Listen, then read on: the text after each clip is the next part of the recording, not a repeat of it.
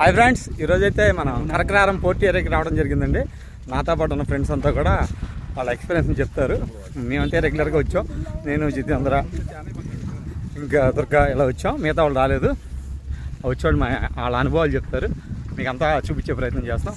దుర్గా బళ్ళు వేసుకొస్తుంటే ఇసుకలో ఇరుక్కుపోయింది సార్. ఇసుకలో నడుస్తుండే వాళ్ళు తీరిపోతుంది, అసలు మామూలుగా లేదు. తలనొప్పులు వచ్చేస్తాం.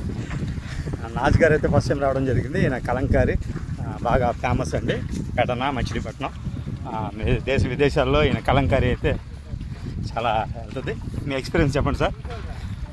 చాలా బాగుందండి. చాలా ఇక్కడ మన బందర్లో కాకుండా వేరే అదర్ చోట చేసేటట్టు కనిపిస్తుంది. లొకేషన్స్ చాలా బాగున్నాయి. థ్యాంక్ యూ అండి. నారాజ్ గారు సార్, మీ ఎక్స్పీరియన్స్ చెప్పండి. మీ కష్టం ఏంటో చెప్తున్నారు కానీ ఇవాళ నిజంగా చూస్తున్నాను సార్. మీ యొక్క కష్టాన్ని నేను అర్థం చేసుకున్నాను. మేము కూడా కష్టపడుతున్నాం. Thank you sir. ఆ బాధ అన్నది నడుస్తుండే తెలుస్తుంది సార్ నిజంగా. రాఘవ గారు మీ వివరణ ఇవ్వాలి. అంతా బాగానే ఉంది.